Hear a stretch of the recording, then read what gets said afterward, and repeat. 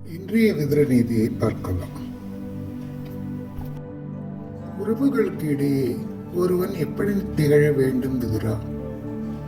அரசே, எஸ் சர்வபூத பிரசமே நிவிஷ்டः சத்யோ மிருதுர் மானகிருத் சுத்த பாவः அதீவ ச ஞாயதே ஞாதி மத்தியே மகாமணிர் ஜாத்திய இவ பிரசன்னः.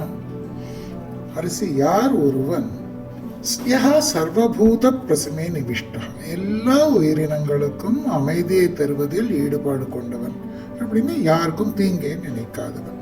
சத்யா, எப்போதும் உண்மையை பேசுபவன். மிருதுகு, மென்மையான சுபாவம் மற்றும் இன்சொல் உடையவன். மானகிருத்து, மற்றவர்களுக்கு உரிய மரியாதையை எப்பொழுதும் தருபவன். சுத்த பாவகா, தூய்மையான எண்ணம் மனசாட்சி கொண்டவன். இப்பேற்பட்டவன் தங்கள் பந்துக்களின் மத்திய ஞாதி மத்தியே ஜாதிஹி மணிஹி, வா ரொம்ப சிரேஷ்டமான ரத்னத்தை போல் ஜொலிப்பான்.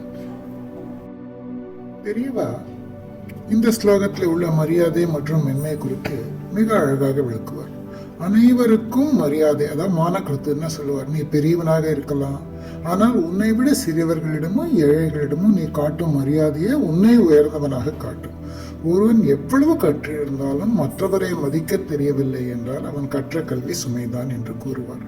அதே மாதிரி குடும்பத்தின் ரத்னம், ஒரு குடும்பத்தில் ஒருவன் மட்டும் இந்த 5 குணங்களோடு இருந்தால் போதும், அந்த முழு குடும்பமும் கௌரவம் பெறும்.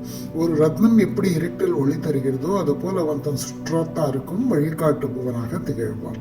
மன தூய்மைனா என்னன்னா, வெளியே நன்றாக பேசிவிட்டு உள்ளே வஞ்சகம் வைப்பவனை உலகம் கண்டு கொள்ளும், ஆனால் உள்ளும் புறமும் தூய்மையாக இருப்பவனை தெய்வமே நேசிக்கும் என்று இந்த விஷயத்தில் பெரியவா அடிக்கடி சொல்வார்.